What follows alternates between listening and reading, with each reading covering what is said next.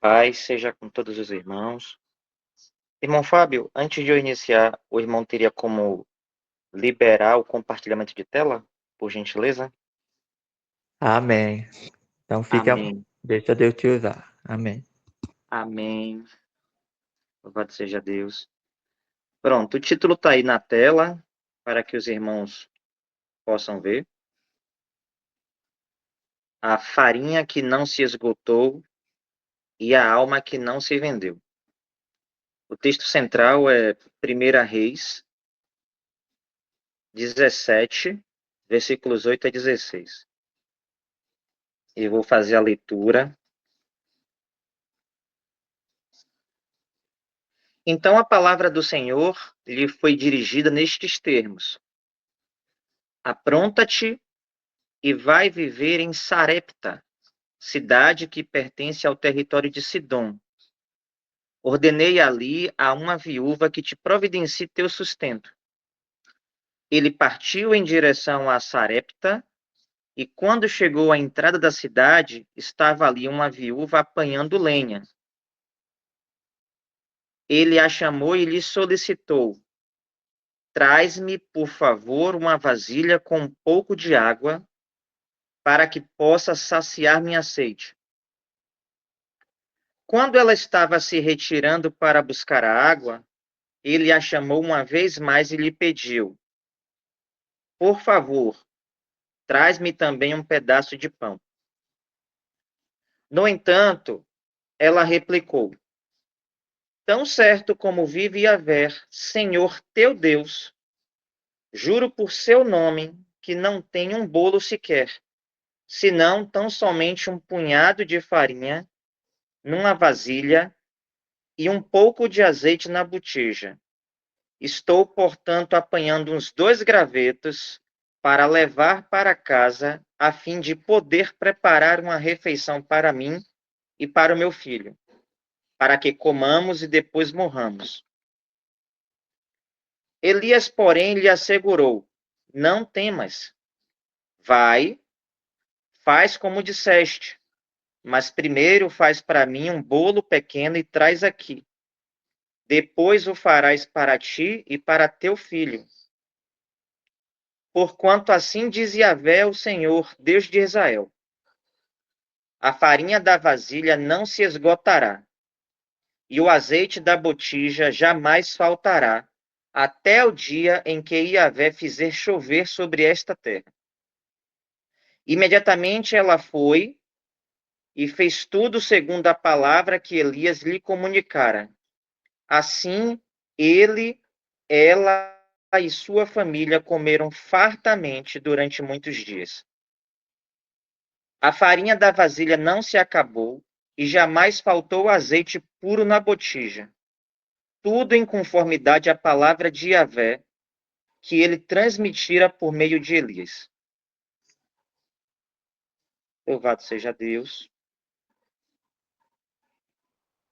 Irmãos, há uma prosperidade que vem de Yahvé, mas existe também uma imitação religiosa dela. O homem pega desejo, coloca a linguagem bíblica por cima, chama de promessa e apresenta como fé. Só que quando a alma examina com temor, muitas vezes não é fé governando o coração. É Mamon pedindo culto com a Bíblia aberta. A Escritura não manda o justo amar a miséria. Também não manda o justo se ajoelhar diante da riqueza. O filho precisa comer, a casa precisa de alimento, o trabalhador deve receber com justiça e a vida comum tem necessidades reais, como, por exemplo, roupa, pão, descanso, ordem, sustento, trabalho e paz. E o trabalho e paz não são coisas desprezáveis. Permanecer debaixo de Deus passa a mandar na consciência. O sustento que era bênção tenta virar senhor. A roupa deixa de ser apenas roupa. O dinheiro deixa de ser ferramenta. A estabilidade que poderia ser cuidado começa a disputar o lugar da confiança. E quando essas coisas sobem para dentro do coração, a obediência fica em risco. Sarepta mostra isso no chão da necessidade. Uma cidade, uma viúva, lenha nas mãos, um filho em casa, um pouco de farinha, um pouco de azeite, a morte rondando a refeição e a palavra de Yahvé chegando antes do fim. Antes de olhar para a vasilha, precisamos entender o tempo em que essa história aconteceu. Vamos para 1 Reis, capítulo 16, versos 30 e 31. Ele fez o que era mal diante dos olhos de Yahvé, o Senhor Deus de Israel. E todas as suas atitudes foram ainda piores do que qualquer um dos que haviam reinado antes dele. Meus irmãos, Acabe considerou que não teria qualquer importância cometer os mesmos erros de Jeroboão, filho de Nabate, e fez pior. Casou-se com Jezabel, filha de Etibal, rei dos Sidônios, e passou a devotar seu culto ao deus Baal. Percebam, a fome não caiu num cenário neutro. Havia pecado, idolatria, governo corrompido, culto falso e afronta contra Yahvé. Acabe tratou como coisa leve andar nos erros de Jeroboão. Depois se uniu a Jezabel, filha dos reis dos Sidônios, e passou a devotar seu culto a Baal. Baal era cultuado como se pudesse garantir fertilidade, chuva e sustento. O povo buscava no falso Deus aquilo que só Yahvé podia dar. Nesse tempo, Elias se levantou diante de Acabe. Vamos ler 1 Reis 17, verso 1. Elias, o tesbita, que habitava em Gileade, declarou a Acabe: Tão certo como vive Yahvé, o Senhor Deus de Israel, a quem sirvo, juro em nome do Eterno que não cairá orvalho nem chuva nos anos que se seguirão, exceto mediante a minha palavra. Baal recebia culto como se comandasse a chuva, a fertilidade e o sustento. Yahvé fechou os céus e deixou claro que a criação não responde ao ídolo. A terra pertence ao Deus vivo. E veja a força dessa direção. Depois de fechar os céus, Yahvé manda Elias para Sarepta, cidade ligada ao território de Sidom, justamente ali onde a idolatria tinha raízes. Deus sustentaria uma casa pobre, onde Baal não podia mandar chuva e Yahvé podia manter farinha, onde o falso Deus não salvar a terra, o Deus vivo podia guardar uma família. E isso chega até nós. Talvez hoje o ídolo não tenha o nome de Baal.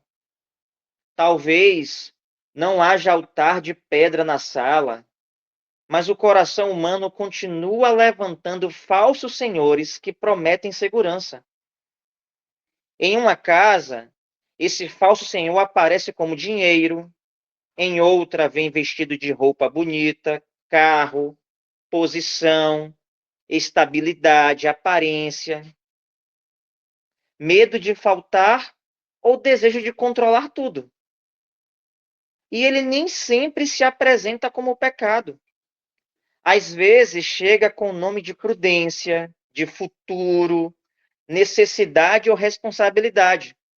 Só que quando começa a mandar na obediência, já subiu alto demais. Então a pergunta não é apenas qual Deus aquele povo cultuava. A pergunta também nos alcança. O que tem recebido a confiança que pertence a Yahvé? Meus irmãos, ter sustento não é pecado. Trabalhar, guardar, cuidar da casa e buscar o pão com honestidade são coisas limpas diante de Deus. A queda começa quando o coração passa a obedecer mais ao medo da falta do que à palavra. Sarepta não é apenas endereço, é o lugar onde Yahvé desmonta falsas seguranças e mostra que sua palavra permanece quando os ídolos falham. Yahvé disse a Elias: apronta-te e vai viver em Sarepta, cidade que pertence ao território de Sidom. Ordenei ali a uma viúva que te providencie teu sustento. Há uma riqueza nessa expressão, ordenei ali. Deus não mandou Elias procurar celeiros cheios. Não apontou para um homem poderoso. Não escolheu aos olhos humanos uma casa com sobra. Ele falou de uma viúva. A lógica humana olharia para aquela mulher e enxergaria somente necessidade. E Yahvé via uma casa dentro de sua ordem. Quando Elias chegou, porém, a mulher não falava com quem via sustento chegando. Falava como quem estava preparando despedida.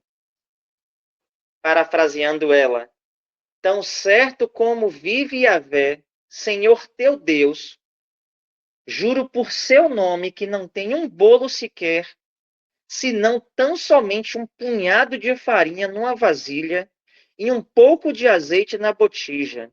Estou, portanto, apanhando uns 2 gravetos para levar para casa, a fim de poder preparar uma refeição para mim e para meu filho, para que comamos e depois morramos. Percebam, meus irmãos, ela disse, Senhor, teu Deus. Ela não disse, meu Deus. Havia reverência, mas também havia distância. Ela reconhecia o Deus do profeta, mas a alma ainda não descansava nele. Mesmo assim, Yahvé sabia o endereço dela. E isso consola. Há pessoas que respeitam Deus, ouvem falar dele, sabem que ele é poderoso, mas a dor apertou tanto que ainda não consegue dizer, meu Deus, com descanso. A boca reconhece, mas o coração treme.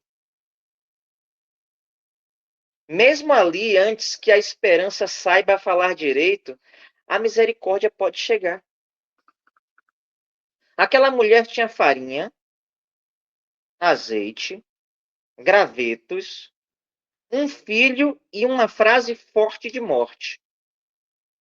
A vasilha ainda não estava vazia, mas a esperança já tinha secado antes dela. Elias pede água.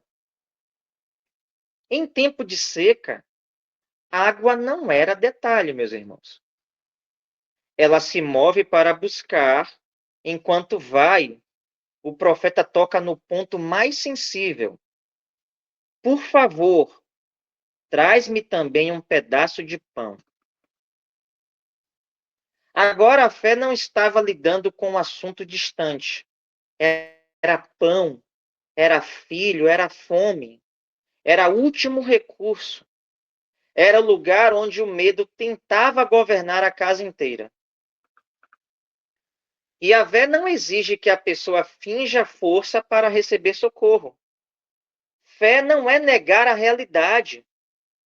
fé é obedecer a Deus dentro da realidade. A viúva, ela não enfeitou a situação. Disse o que havia: um punhado, um pouco de azeite, 2 gravetos, uma refeição e a morte depois. A palavra não repreendeu sua sinceridade.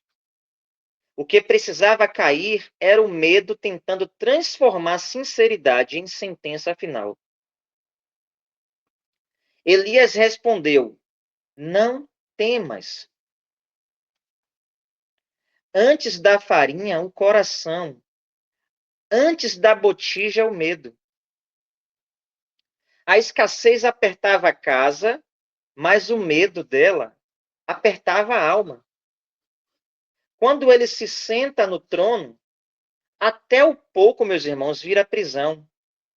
A pessoa segura aquilo que não pode salvar e chama de prudência aquilo que já se tornou desespero bem vestido. Yahvé não chamou aquela mulher para a irresponsabilidade.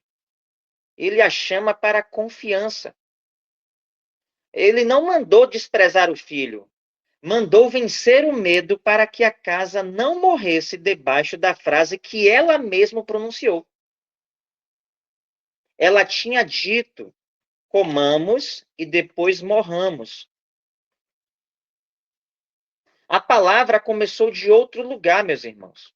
Começou com o não temas.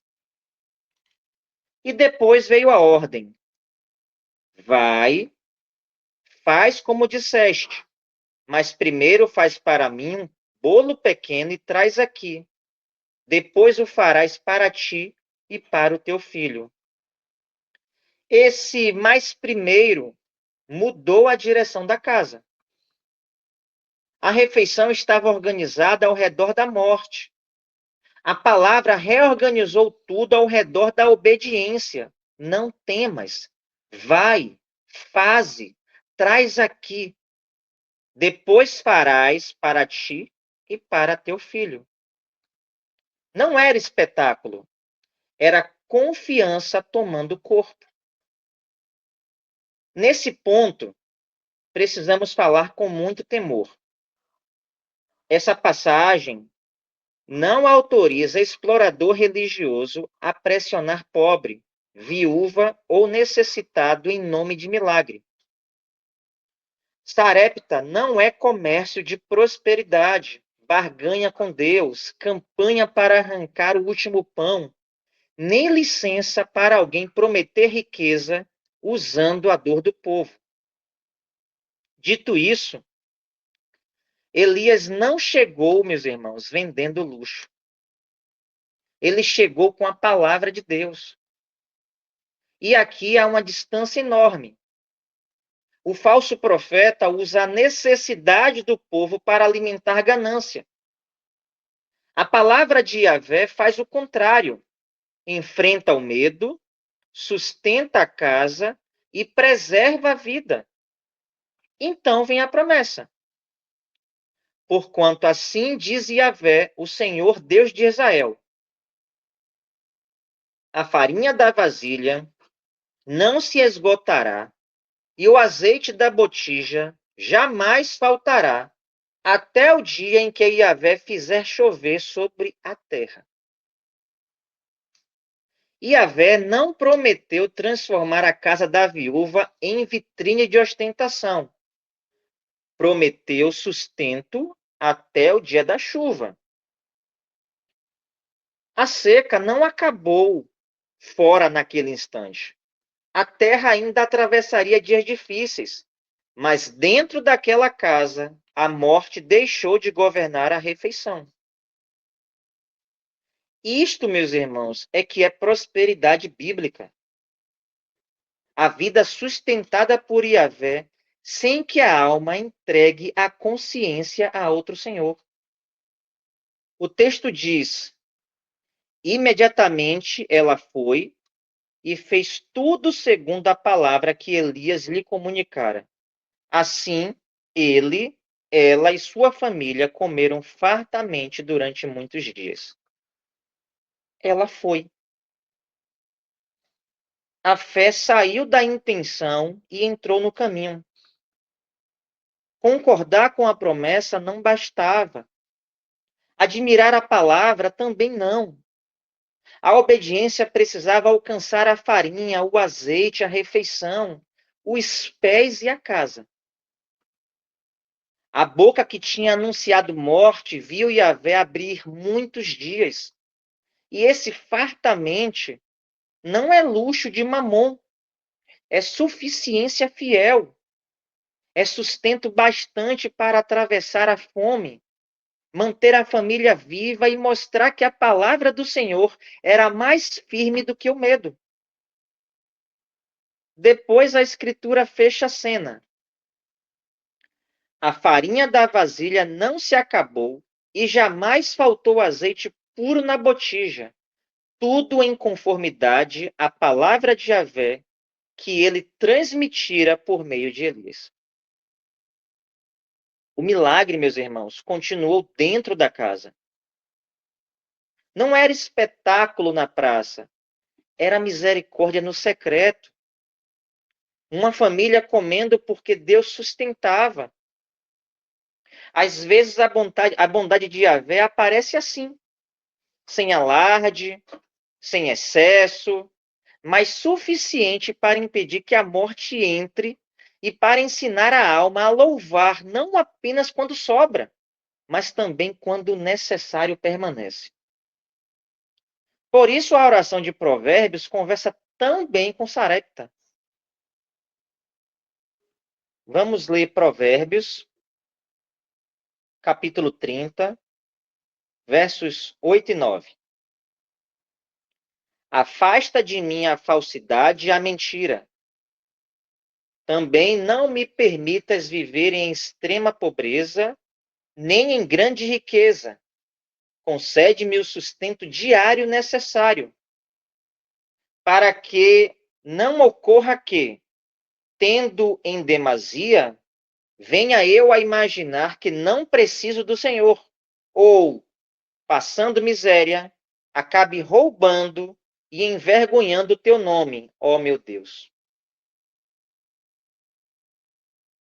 Essa oração não romantiza a pobreza e não idolatra a riqueza. O homem pede o sustento diário necessário e, antes disso, pede livramento da falsidade e da mentira. Ele conhece o coração humano, sabe que a falta pode empurrar alguém para a vergonha e que a fartura pode produzir a ilusão de não precisar do Senhor. Irmãos, isso é sabedoria da parte de Deus. O perigo não está apenas em ter pouco ou muito, está no coração que se perde em qualquer uma dessas condições. Há quem abandone o temor quando falta.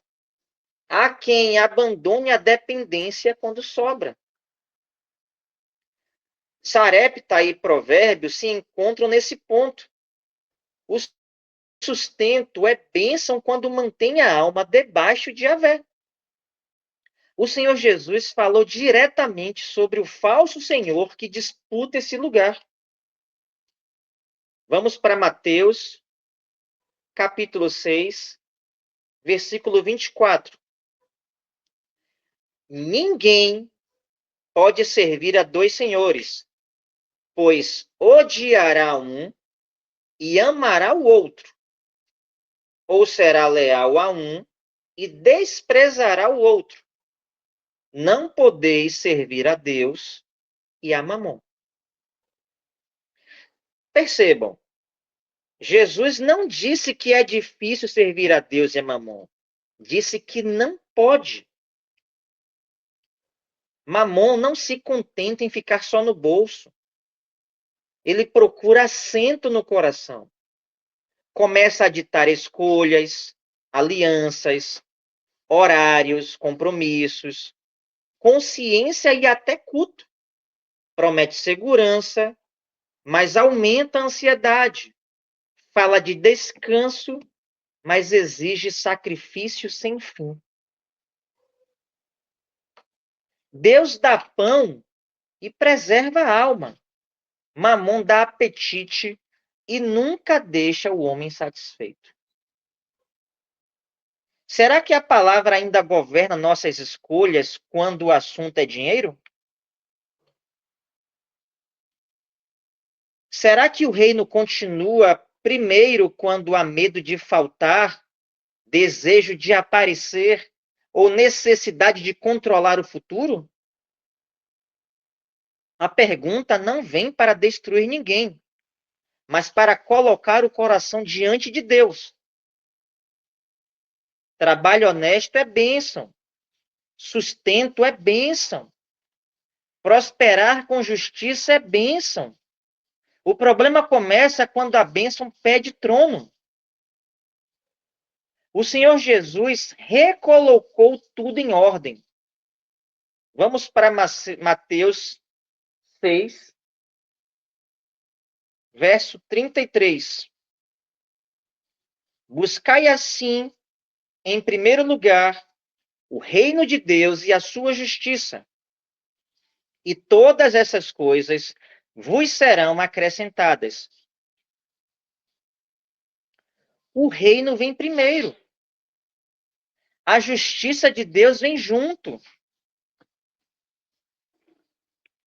Depois as coisas necessárias voltam ao lugar de coisas.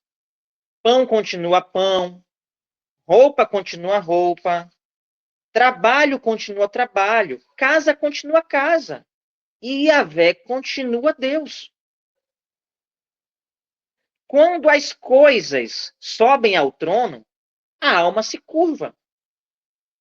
Quando o reino governa, o sustento é recebido com gratidão, mas não manda na consciência. E quando ensinou seus discípulos a orar, o Senhor Jesus não ensinou a pedir acúmulo. Vamos para Mateus 6, verso 11. Dá-nos hoje o nosso pão diário. Pão diário. A viúva de Sarepta aprendeu isso na prática. Ela não recebeu uma montanha de farinha para nunca mais olhar para Deus. Recebeu sustento que a chamava a confiar dia após dia. A farinha não se esgotou. O azeite não faltou. A casa continuou dependendo da fidelidade de Yahvé. E isso educa a nossa alma. O Senhor Jesus também advertiu. Vamos para Lucas 12, verso 15.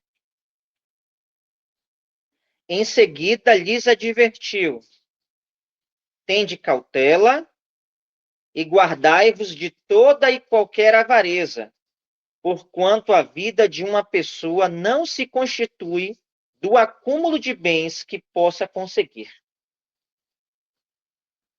A vida não se constitui do acúmulo de bens. Essa palavra corta o espírito desde o mundo, meus irmãos, mede vida pelo que se possui. Veste ou dirige, exibe, compra ou acumula. Mamon transforma necessidade em identidade. Faz o homem pensar que ele é aquilo que consegue mostrar. Mas Jesus desfaz essa mentira. Sarepta prova isso de forma simples. O pouco não anulava a palavra. A escassez não desmentia a fidelidade de Yahvé. A pobreza daquela casa não deu à morte a última palavra. Há prosperidade maior do que acumular. Receber de Yahvé é o necessário sem vender a alma. Há segurança maior do que controlar tudo, que é viver debaixo da palavra. Há bênção maior do que parecer cheio, que é permanecer fiel. E esse caminho aparece com perfeição no Senhor Jesus Cristo. Vamos para Mateus, capítulo 4, versos 3 e 4. O tentador aproximou-se então dele e disse: Se tu és o Filho de Deus, manda que estas pedras se tornem em pães. Jesus, porém, afirmou-lhe: Está escrito: Nem só de pão viverá o homem, mas de toda a palavra que sai da boca de Deus. Jesus estava com fome. A tentação veio no corpo, na necessidade, no ponto sensível. Se tu és o Filho de Deus, manda que estas pedras se tornem em pães. O tentador tocou no pão. Mas o Senhor Jesus não aceitou pão fora da obediência ao Pai. Não colocou a necessidade acima da palavra. Não usou sua condição de filho para fugir do caminho de Yahvé. A fome de Jesus no deserto conversa com a fome de Sarepta. A viúva precisava aprender que o último pão não podia governar sua fé. O Filho de Deus mostrou que nem a fome real podia governar sua obediência. Nem todo pão que aparece no caminho vem limpo. Há proposta que melhora a vida e suja a consciência. Há lucro que nasce da injustiça. Há atalho que enche a casa, mas esfria o temor. Há prato que parece necessário, mas cobra a alma como preço. O Senhor Jesus recusou o pão da tentação. Ele não serviu a Mamon. Não se vendeu por reinos. Não trocou obediência por vantagem. Viveu diante de Yahvé em fidelidade. Pregou o reino de Deus. Chamou pecadores ao arrependimento e morreu obediente. Deus o ressuscitou dentre os mortos. Vamos para Atos 2.